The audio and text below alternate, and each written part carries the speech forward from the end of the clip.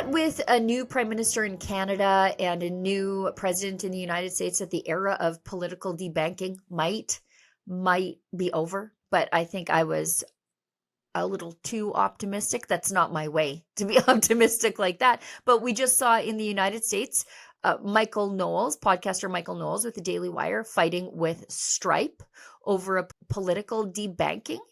And yesterday, I saw online, good friend of Rebel News and good friend of freedom in general, lawyer Eva Chipiuk, saying that her bank, RBC, was ceasing their business relationship. And so I thought I had to have Eva on. She, for those of you who don't know her, and I don't know how you couldn't, she's the Convoy lawyer who examined Prime Minister Justin Trudeau for his role in violating the rights of thousands of peaceful, freedom-minded Canadians for standing up to mandates and other forms of government overreach.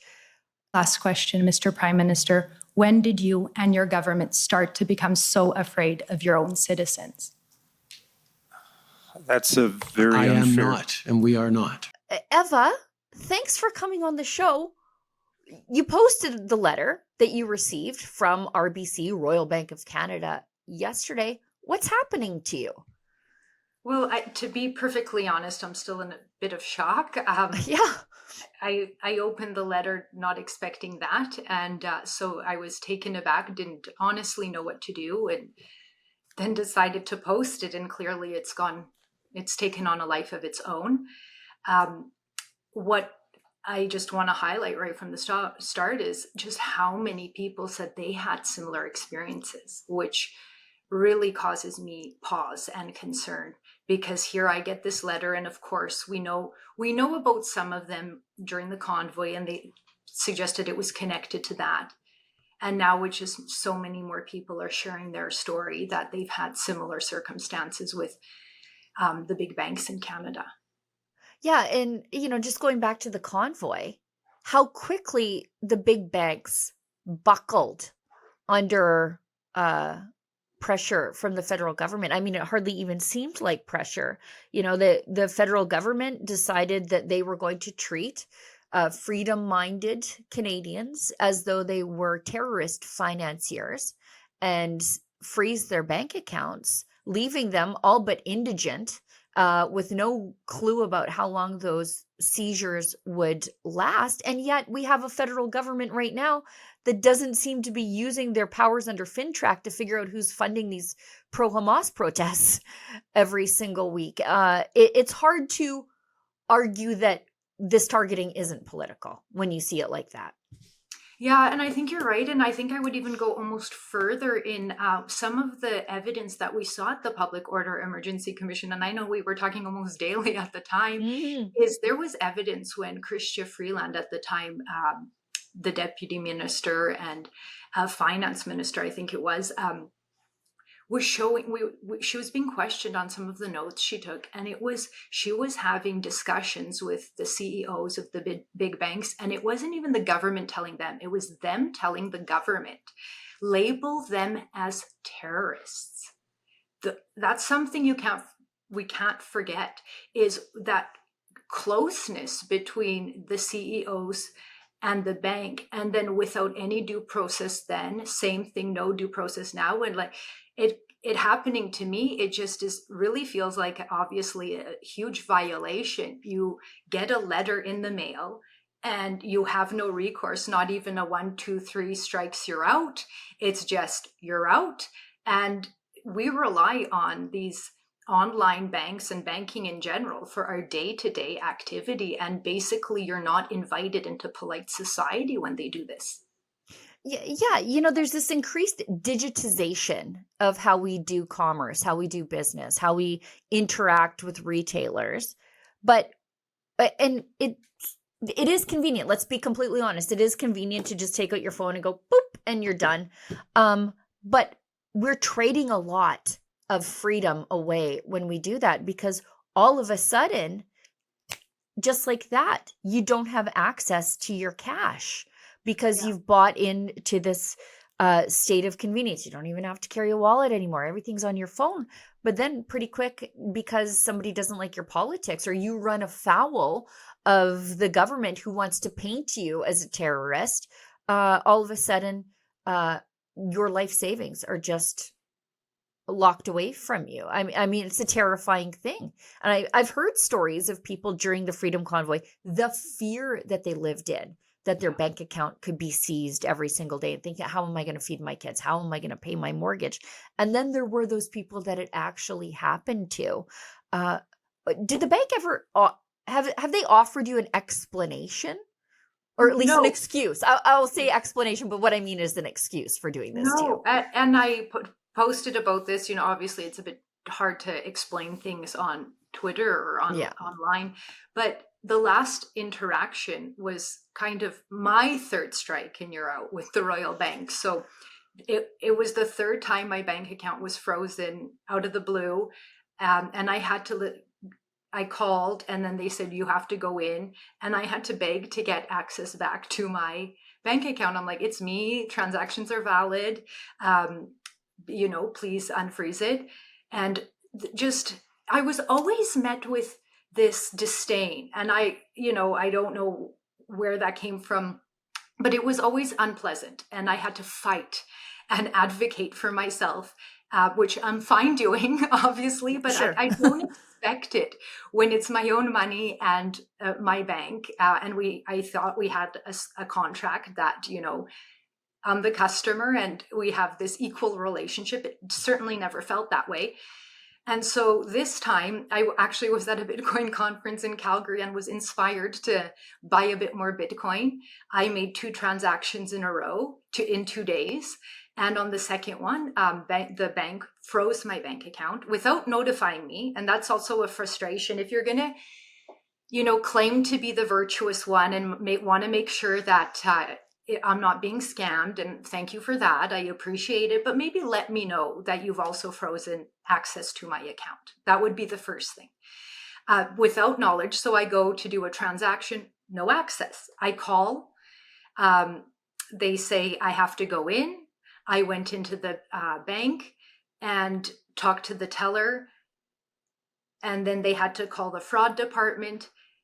And then this is where, and I posted the interaction because then the fraud department made this young man ask me a series of questions, including, did you have to download software on your computer? How long have you been doing? And I'm just like, I'm not a child. I am a professional. I have a young gentleman. He was lovely. Other people in the bank, not so. I have to say he was really lovely. And I'm just like, it was so uncomfortable and so unnecessary. And that I recorded it and I posted that. He went back to the fraud department on the phone. I waited there like the criminal that I was. And then at the end of it, he said, okay, your bank account is in order. Just be careful in the future with crypto. And I'm like, again, unnecessary lecturing. Right. And then I got the letter a couple weeks later. Buying crypto isn't illegal. You're not committing a crime by buying crypto. I mean, I guess you might be committing a crime against the sensibilities of the big banking system by trying to go outside of it, but it's not a criminal activity to buy crypto. Yeah. And that's where I took offense too, because Right, for sure. what are you buying with it? And I'm like, well, you know what? It's kind of none of your business. And so Right. of course that's where it, escalates when they're making these demands of me. And I'm like, I know you don't have the right to be asking me these things. And so I'm not willing to share that information with you. That's just how it's going to be. And so anyway, but they would not let me access my bank account until I answered those questions. And then apparently that was too much for them. And then the letter came in the mail.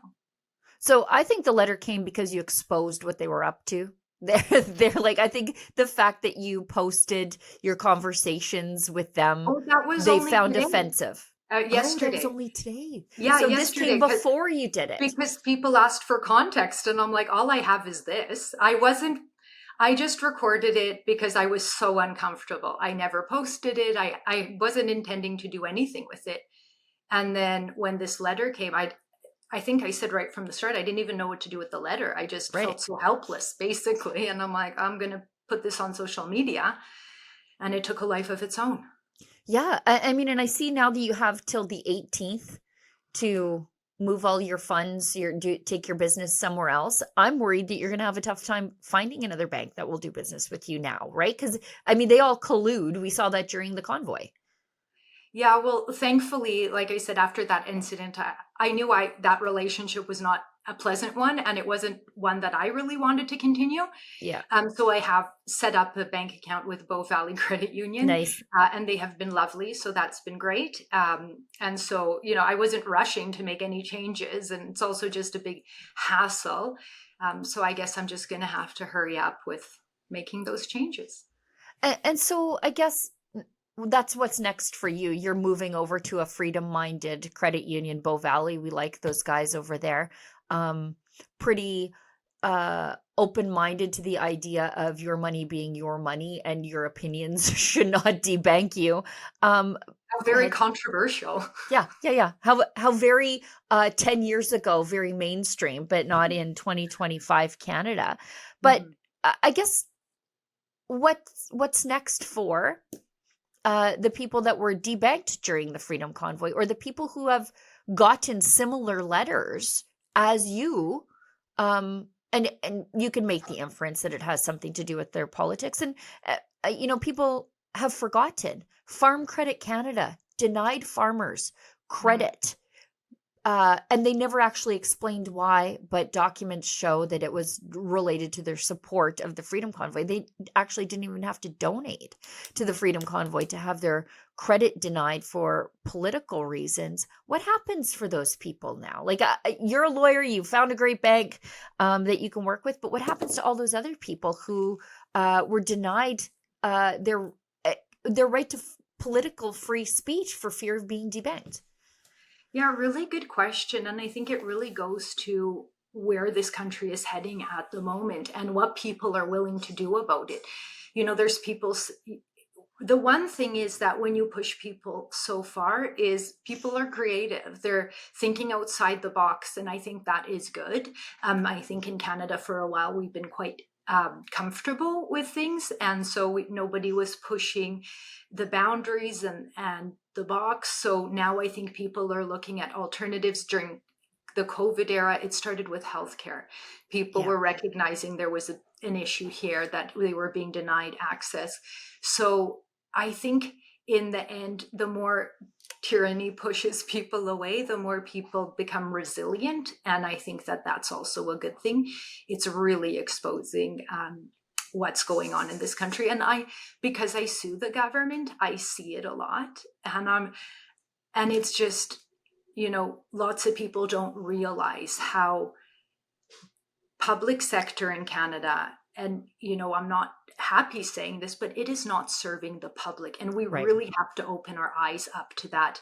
And it's not hard to see when you look around and the public services that are provided to us are failing us, and we're just happily paying more. We really have to come to terms with the fact that something is not right. We need to hold our elected officials to account, demand what's going on behind the scenes there, demand some accountability and transparency. I think that would really help the public at a minimum. Yeah, you see, like Bow Valley Credit Union, you see these alternative institutions popping up to address the problems with the legacy institutions. While I have you, I want to talk to you about the elephant in the room, and that is the sentencing arguments underway right now with Tamara Leach and Chris Barber. Not just the longest, but I think the most expensive nonviolent mischief trial in the entire Commonwealth. In a normal country, these two wouldn't see the inside of a jail cell. The Crown wants 7 and 8 years, respectively, for Tamara Leach and Chris Barber. Also want to leave Chris Barber unable to support himself and his family by crushing Big Red, his iconic truck. I did some research. These are in line with the sentences received by the Toronto 18. So terrorism-related sentences for mischief, because I think the Crown wants to treat these two as terrorists, even though that's not what's happening. But I want to get your take, because you were in the Public Order Emergency Commission advocating for the truckers. You're really there from the very beginning. What do you see here? What's your take? Well, it goes to everything we've been talking about, is who is the public servant and institution serving? It's certainly not the public. They are serving and protecting themselves, the system, the bureaucracy, and that's what this is. If you look at crime went down in Ottawa. Tamara Leach and Chris Barber were interacting with the police on a daily basis. They were setting up meetings with city officials. Everyone else abandoned them. All elected officials and anybody in power with the police abandoned them. And they mismanaged the entire protest. And these two individuals are being blamed for elected officials failing, policing officials failing, and a general mismanagement of a protest. Citizens in Ottawa should be rightfully mad at elected officials and the policing department, not Tamara Leach and Chris Barber. They were just the convenient pawns. Yeah. And I think at the end of the day, where else are you supposed to protest the federal government, if not Ottawa? I think there's a lot of bureaucratic class grossed out by the fact that blue-collar people went to their fancy, well-kept city. Us Albertans, us Westerners, us blue-collar people, we should stay out of their bureaucratic safe space. Yes, we're yucky. We have to stay out of their safe space. There's a lot of that. They felt invaded by their fellow Canadians. They seem to forget that there are lots of different kinds of Canadians, and they think Ottawa is just for their kind of Canadian. Well, and the way you describe that, can you wonder at all why there's such a growing movement of Alberta independence? It's like, okay, clearly we're not aligned. Clearly you're not interested in welcoming us into this kind and inclusive Ottawa you proclaim to have. And just Albertans and Westerners are rightfully frustrated. It just is the next step. I would argue we're culturally incompatible, and that's okay. Eva, how do people find out more about the work that you do? I know you have a podcast. You encourage conversations, which is something we're not allowed to have anymore with each other, according to the fancy people. So how do people find out more about what you're up to and learn more about your story? Because I think we're going to learn more about your debanking in the coming days and hours. Yeah, well, you can find me on X at Eva Chipiuk. That's where I post most of my stuff, and on other social media.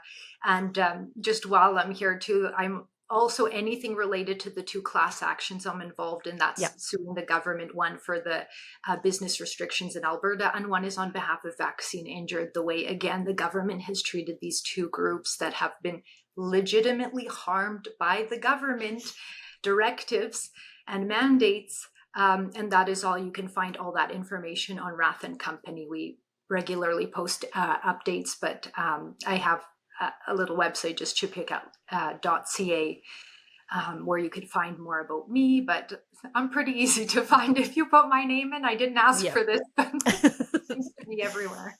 Nobody ever does. Eva, thanks so much for the work that you do on behalf of Canadians who've had their rights violated at the hands of the state. It's important work, and it's important that what happened isn't memory holed by the people who who think they control what history is. Yeah, agreed. Well, thank you for having me so much, and keep doing what you're doing. We will. Thank you, Eva. Stay with us. Your letters to Ezra, unceremoniously read by me, up after the break.